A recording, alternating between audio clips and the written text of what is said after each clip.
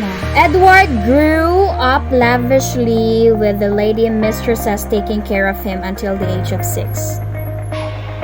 So, Henry was very particular of bringing him very neatly, and he insisted upon the security and the cleanliness to be maintained in his son's room. King Edward was very treated very carefully by King Henry, as if like King Henry is his jewel son, is a precious son. So King Henry VIII considered Edward as one of the precious gifts that he had got and could not afford to lose it.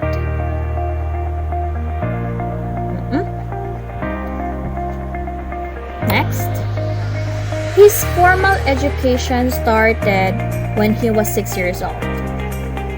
He was crowned at the age of 9, and his formal education started at the age of 6. When he was Edward was very fond to music, and he also learned to play few musical instruments. He studied geometry, history, and had great interest in collecting globes and maps. His peers were the children of nobles, and Barnaby Fitzpatrick was known to be his best friend. So Barnaby Fitzpatrick was one of his best friends. Barnaby is, I think, the son of a general, I guess. I don't know. Maybe I guessed.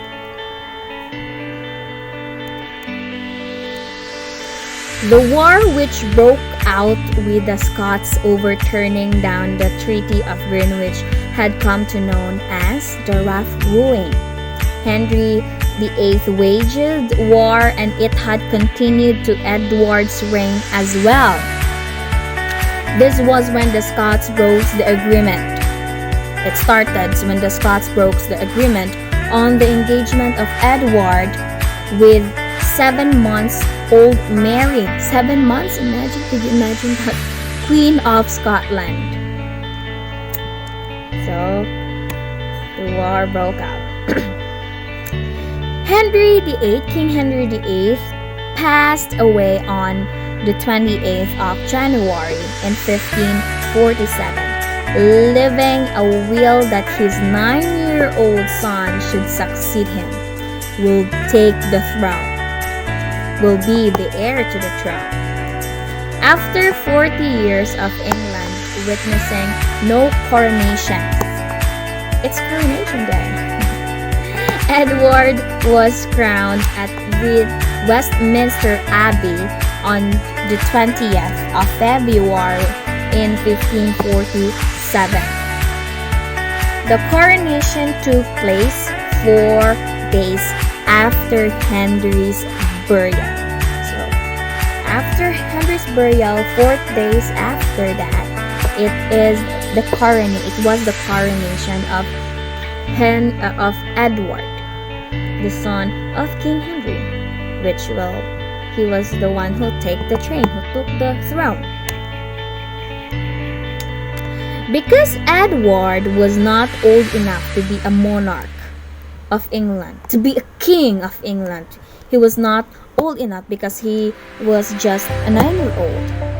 Henry's will demanded to appointed of 16 executors to assist Edward till he has 18 years old. So, King Henry's wills demanded about the 16 executors who will going to guide Edward to be prepared on the throne until Edward's will got in 18 years old. But Edward's uncle This is Edward's ankle. Here, as you can see in the picture, Edward Seymour was named Edward Seymour, proclaimed himself to be the Lord Protector of the kingdom and took over the authority for 2 years starting 1547. Even though it led to controversy, Edward Seymour was supported by 13 out of 16 executors. So there are 16 executors who were going to, in Henry's will, were going to guide Edward. But Edward Seymour, Edward's ankle, proclaimed himself to be the Lord Protector, and 13 out of 16 was supported. Edward's ankle was supported in making him the Lord Protector. So Edward Seymour is now a Lord Protector to Edward, to his niece, to his nephew. To his nephew. Two big revolutions broke out during the reign of Edward VI. One was called the Prayer Book Rebellion, and the other was because of the institution of landlords on common grounds. This social unrest soon spread to the other parts of the kingdom as well. So that's during Edward's time. Edward believed in the faith of Protestantism. He did not want his half-sister Mary to ascend to the throne, with the fear that Mary would restore Catholicism in England, because Mary was King Edward's Catholic half-sister. So King Edward has a fear that Catholicism will restore in England. So because King Edward believed in Protestantism, so he removed both his half-sister Mary and Elizabeth from the line of succession. He both removed his half-sisters Mary and Elizabeth. Next. Edward VI died on the 6th of July in 1553 and was buried in Henry VII Lady Henry VIII Lady Chapter at Westminster Abbey. He was at his father's grave. It started with fever and cold, which worsened during the next few months. So his last public appearance was on the 1st of July in 1553. So that's how he died. Okay, now let's go back to the Bridewell System. Sorry. Okay, the Bridewell System. Under the Bridewell System, vagrants and prostitutes were given work while serving their sentence. Those who were vagrants, who don't have a place to live in, those prostitutes were given work serving their sentence. And for all practical intents and purposes, only the capitalist class can exploit this prison labor. Only the capitalist is given a chance to exploit this kind of labor. Okay, this was the seed of the prison industry program, which exists in many penal institutions the world over up to this day. This was a victory for the capitalist class over the landlords, because they were able to exploit the slave labor of the offender to their benefit, while it was impossible for the landowners to utilize prison labor for their land holdings at this time.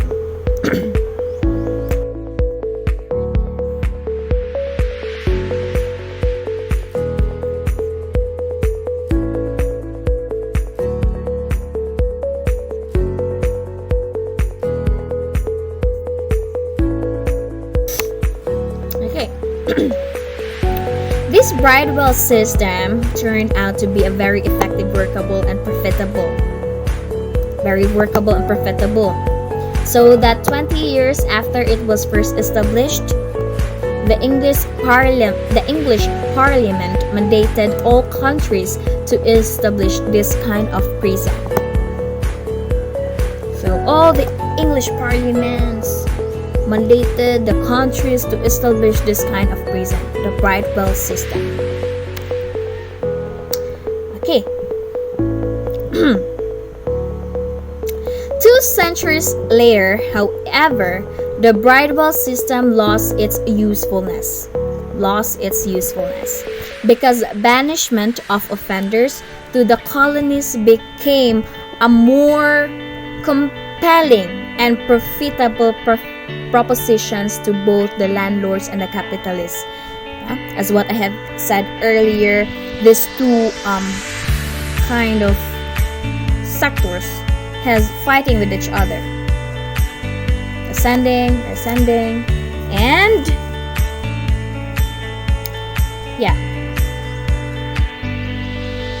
both the landlords and capitalists invoking strategic national interest and security consideration as overriding reasons. In the 16th and 17th centuries, significant reforms were made. There were other significant reforms spurred on by the colonialist England. Insatiable appetite for workers to maintain its growing industry capacity. Soon every country had a Bridewell, where employment under contract system was offered. Employment under contract system was offered. But by the end of the 17th century, England had abandoned its penal reform orientation to the increase of seriousness of the crime problem. So the abandoning brought by the massive influx of people from the rural areas. So,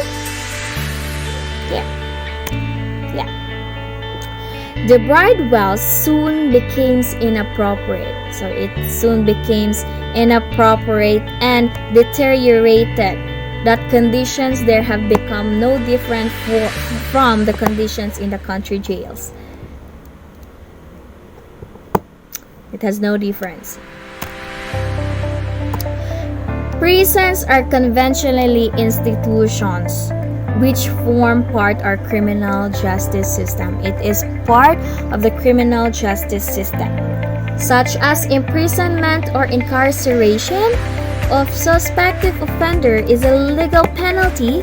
Yes, it is a legal penalty that may possibly be imposed by the statute for the violation of our penal law. So, prisons is part of it. The term jail is considered synonymous with prison. Although, legally speaking, these are often distinct institutions. They are different institutions. Typically, jails are intended to hold persons awaiting trials. Jails. The term jail is for those who are intended to hold persons awaiting trials or serving sentence less than 3 years. It is less than 3 years. While the Bureau of Correction, in Bucor, hosts prisoners serving longer penalties. These are those prisoners.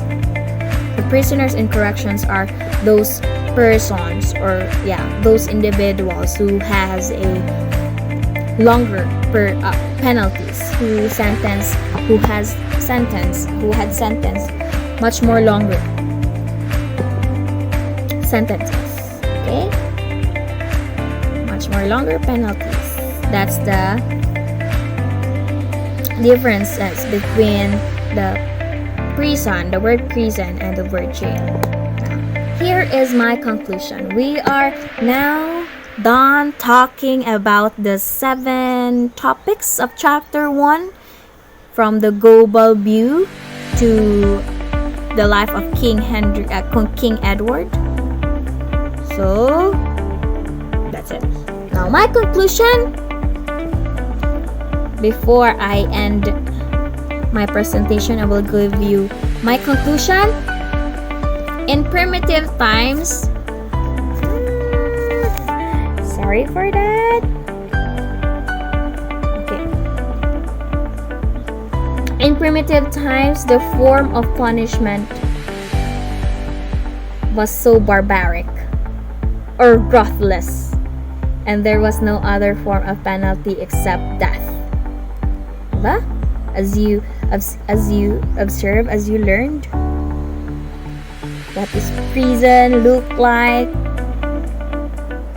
during those times in the past, either by means of flogging, beating, drowning, or being thrown into the jungle or into the dungeon, which is infested by wild animals.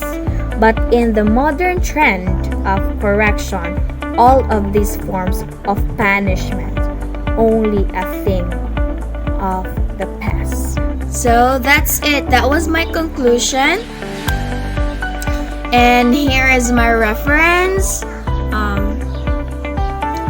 All the informations that I got is from a book, and the author of the book is from the MA in 2011. The title of the book is Correctional Administration 1, Institutional-Based Correction. And then Philippines, Weisman's Book Trading Incorporated. So, okay. Thank you so much for listening. Thank you so much for watching. Hope you understood something about my presentation, and hope you know already what correctional is, a history of corrections, and why there's correction. And so thank you once again. So if do you have any questions, you can find me at my Google account.